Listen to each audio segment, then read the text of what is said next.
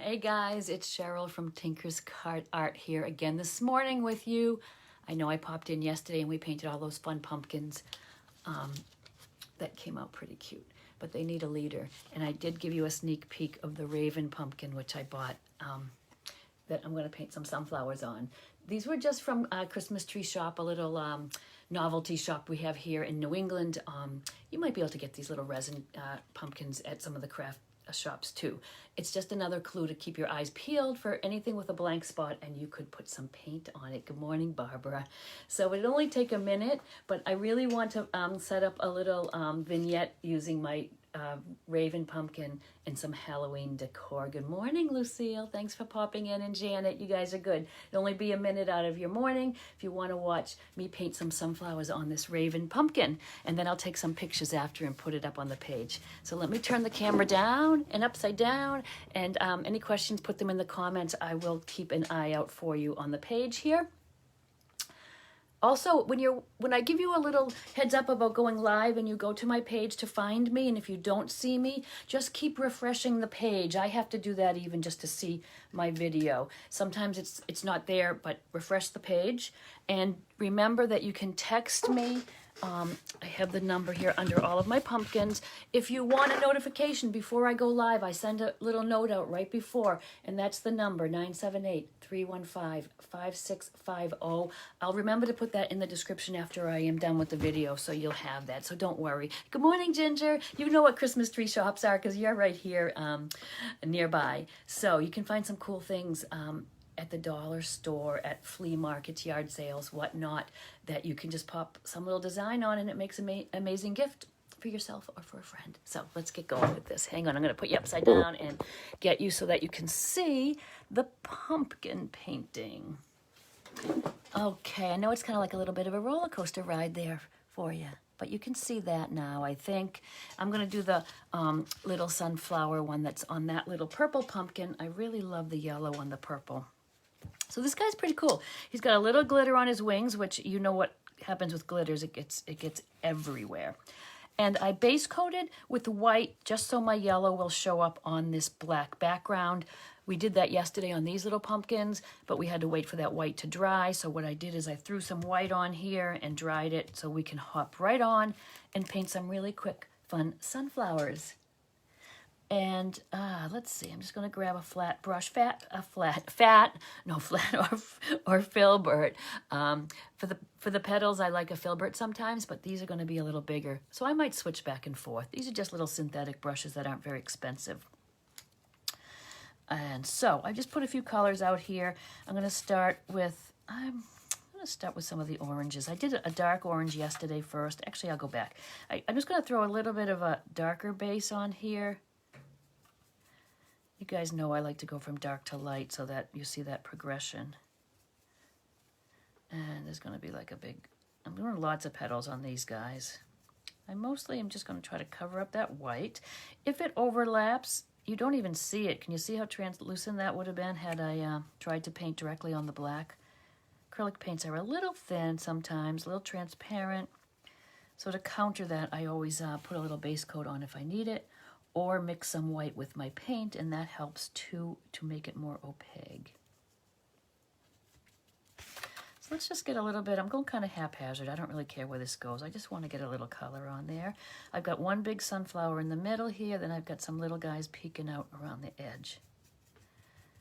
There, that does it. And we're going to put some leaves around too, so we'll add a little more to that. I'm not going to wash my brush off in between. I'm just going to dry it off on my paper towel. I'm just going to throw a little bit of that lighter orange in there. You see it a little bit, not much. My next step will be add some white to this orange, and it will start to really pop. And I know you're thinking, well, sunflowers are yellow, but I like to put a lot of dimension and some different colors in there. So let's just get, once you add a little white to this orange, it becomes much more opaque. And it's going to show up much more. See how that's really popping now. I'm going to do all shades of orange. I'm going to do different shades of yellow on top here. So we are building up, believe it or not, this morning to sunflowers.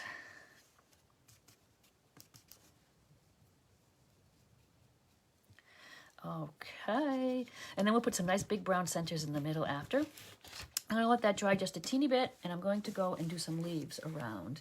I've thrown out a few greens. Now, you remember I've told you how easy it is to mix all your colors from your primary, so you could have just had your blue and yellow, made all your shades of green, but I wanted to do it kind of quickly today, so I'm gonna pop right in and use the colors I have here. I'm gonna try something a little different. I did some one-stroke leaves yesterday with green and some really dark green and some white, but let's try some dark green and some lime green today. And then I just pat that off. I'm going to make them all in one stroke because I have all those colors on my brush.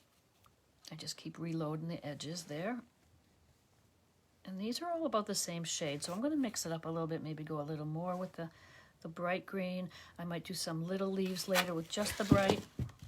We're having all the pumpkins are tumbling down. So again, I just really load the brush with just a middle shade of green.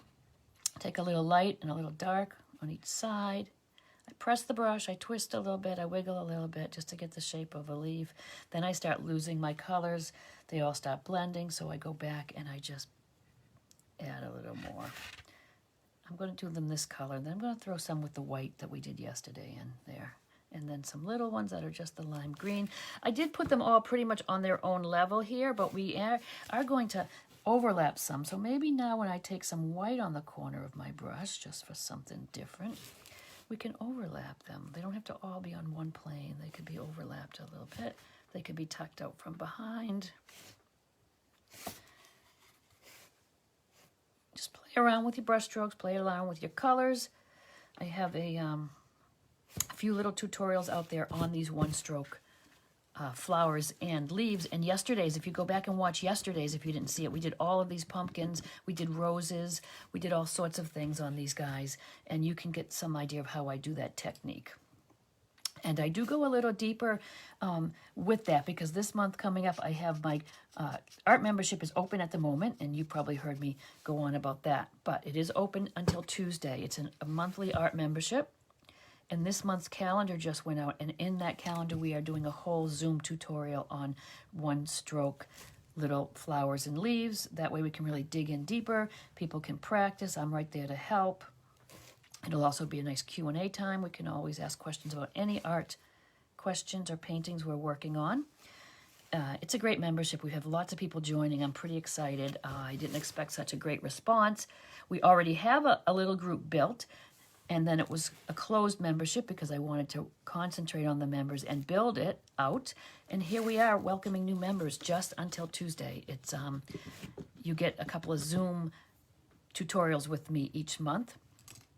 And that's live, and it's exclusive paintings for you guys. You get a recorded. We do some Facebook Lives. Anything that's paid on my Tinker's Cart art page is also streamed into the group for free. A great community. You can learn more about that on my page, or I will add a link when I'm done. But just a little heads up, that's only till Tuesday. And if you like the idea of these one-stroke flowers, we're going to really dig in this month in the membership. Okay, so let's get some yellow because these are sunflowers after all. I'm going to try putting some on there and we'll see if it's going to show up enough, or do we need to dry this? But no, I like the way it's just got my little filbert, and I'm making lots of petals because this morning I'm doing the sunflowers with lots of petals rather than just the big broad strokes. So I'm just going over now. You might think, why am I going over with yellow now when I put all the other colors under? You still see them. It still adds a little dimension to the top layers that we're doing. I like to see a little of that orange peeking through. You can see right how they are building up. Oops. Well, I didn't mean to do it in green, but here's what you do when you get a little mistake in your painting. If it's still wet like that, you can just take a brush with some clean water and scoop it off. Or you can simply paint over it when it's dry. So do not fret when you're painting. Do not worry. Just have fun with it. Don't think about, oh, what's going to happen? What if I make a mistake? You can always fix the mistakes. It's super easy. Good morning, Janet. Hey, Lois. Hey, Lois, thank you for sending me that video. I don't know if you got my message. I don't seem to hear the audio on it for some reason. Maybe you could send that to me on Messenger here or email or something, but we can talk about that later. Lois is one of my members, and we have a lot of fun in that group, Lois, don't we? And good morning, Jill. Thank you guys for popping in. If you have any questions, throw them in there. This is pretty straightforward. And I've got a little bit of yellow built up. My last little bit is going to be taking some yellow with some white. And why? Because I always say it's just going to add some opacity to that yellow paint. We'll still see yellow, but it's going to cover a lot better. See how we put the yellow by itself and you could see through it, which was fabulous, and I needed to use it for that now. But now I want to put some strokes on there that are going to show up. And I'm not going to go and do them all everywhere. I'm just going to do here and there. I'm hitting it here and there. Kind of random. And now I'll do some of these little ones that are peeking out. And on something like this, you're building it up. If there's something you don't like, you just take another color, or just take the same color when it's dry and go over if you don't like something. But a good thing to keep in mind is we all are too critical of our paintings. We're looking at them too close while we're working. We're examining under a microscope practically. Anybody looking at this, do you think they're going to come look at the pumpkin and be 6 inches away from it? No, they're going to be feet away, 5 feet away. They're not going to be on top of it, and it's going to look beautiful. So let your paintings get to the end before you fuss about, I don't like it, it doesn't look like yours, but, all that nonsense. We don't need to worry about that. Okay, big brown scent is to make these sunflowers. I don't like burnt umber, but it's not dark enough for my liking for this. I'm adding just a teeny bit of black, and I'm going to make a nice big sunflower center. I've been painting a lot of sunflowers. You guys might be tired of sunflowers. I started on that baseball cap I did, and then it grew from there. We did canvases, and we did them with mums, and we did them with pumpkins, and all the things. But it's a great fall subject, summer subject too. We're going to be getting into some Halloween things pretty soon, which is my favorite holiday. This little raven guy is very Halloween-y anyways. I just thought he's kind of creepy, and I love creepy, but look at the little flowers really cheer him up, and he's not so scary anymore. And he'll look good nestled into the middle of all the other little floral pumpkins. And yeah, it was mentioned, I forget, Jana or Linda, someone mentioned that we should have done the mums. We should have. I didn't even think of the mums, the one-stroke mums we did on the pumpkins, of course, for fall. Slipped my mind completely, and here I am painting things like roses. But anyway, okay, a few little white flowers peeking out. See how it brightens up? It's great to paint these on the black. I just love, I love the black background for a lot of things. So these little are just little one-stroke daisies, and sometimes you can put a whole flower. And a lot of times they're just peeking out from behind things. But you can certainly add an entire little flower if you want to.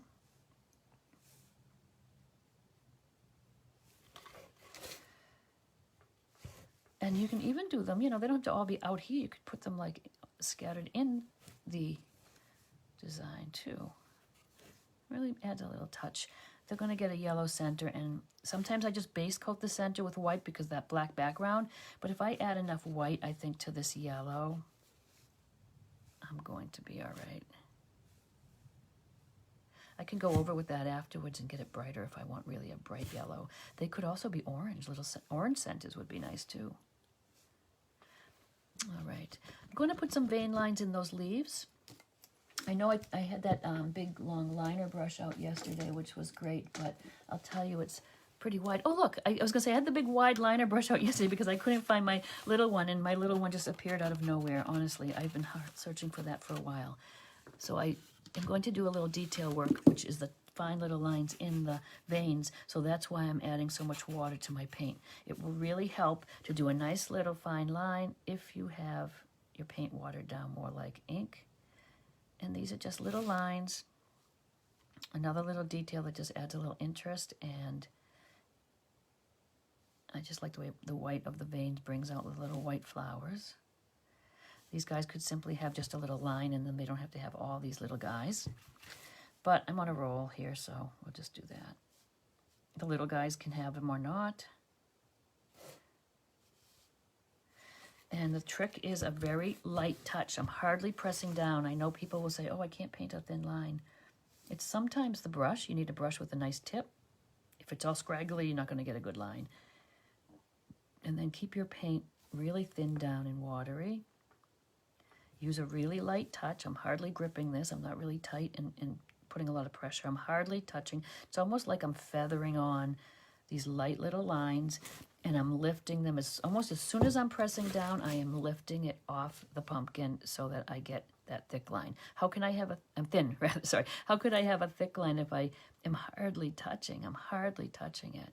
So that's a good thing to practice too on just some scrap paper or something.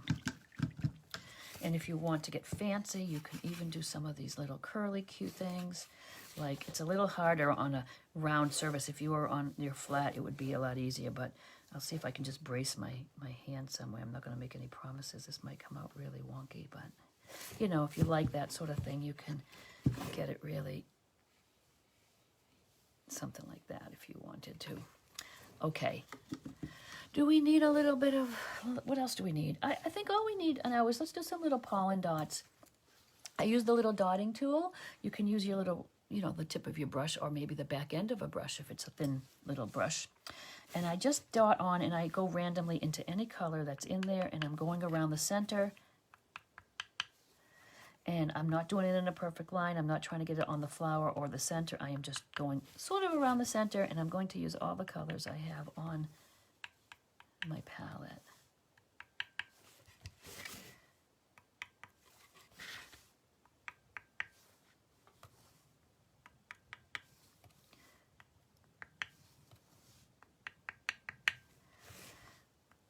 And I know it's kind of tedious and it's probably no fun to watch. It's kind of slow going, but any colors. I can use the greens, I can use the oranges, you get the idea.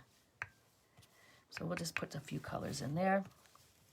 When I get done, I will take a nice picture of all these pumpkins together, and I'll post that. I'll post the link, the telephone number, if you're interested in getting on my texting list. If I have an event or I'm going on live, I will let you know. I don't usually plan these little sessions. It's when I have a minute and I have something to paint, I pop on.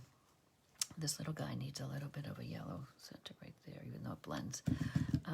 So if you wish, you could just be notified when I'm doing crazy things like this. I also have a little free group on my page if you're interested in learning a little more. It's called Learn to Paint with Cheryl. That is a group on my Tinker's Cart Art business page. I'll share a link to that, but that's easy enough to find. And that's all little free tutorials and little snippets of things just to get you going.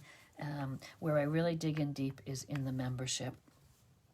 And it's very reasonable. It's just $22 a month. And we do, like I said, lots of things in person together, lots of recorded things. And then anything on my page, like any little tutorials, if I jump on live like this, that all goes into the group page, organized by month. So you don't have to say, oh, look, I saw this great little tutorial about painting pumpkins, but now I can't find it. And then I know how that is. And then you search forever looking for it. These are all organized for you month by month. And everything is also emailed out, and everything is recorded. So if you can't make a live session, there's no worries. Most people really are watching them on the replays, which you have access to always, as long as you're a member. And you also have a little library in there of lots of other paintings and tracers and things, if you want to go on your own and paint some things. And if you need a tracer or you have a photograph or something you want to paint, I can turn that into a tracer of any size for you in no time. So I'm there to help you guys along. And then the center, I just do a little bit, I don't know, I'd like to throw a little purple in the centers. Sometimes I do a little bit of dark right in the middle. It has that little dip in the middle of a sunflower. Of course, if they were bigger, you'd see that more. But that's it. So what do you think? It adds a little bit of something for our scary, creepy raven pumpkin. And I think it'll be great, like paired with a little one, or a different, even the one with the orange flowers. You can, as it dries, sometimes I look at things and then reevaluate, and I'm seeing a lot of those colors sink in. Maybe I'd want to go and pop in just a little bit of a lighter petal here and there. It's all your own preference if you think it needs it. That's a little bit white. But if it looks a little blah, you can just pop that in there. Anyways, I won't keep you guys any longer. This was really fun, and I'm gonna just go so I can say goodbye to you in person. It seems like in person when I can actually see you. I know it's crazy. I can't really see you, but it seems like I can. So thank you guys for watching, and Maybe you could paint some sunflowers on a pumpkin. You could paint these on real pumpkins. Someone asked that question. Of course you can. They just don't last as long, so I wanted to put them on this. So, hey, thank you guys. I'm going to put everything you need about the membership in the description, and I will look forward to seeing you. I'll pop on tomorrow and paint something as well. So, okay, have a great day. Bye, guys. Happy Friday.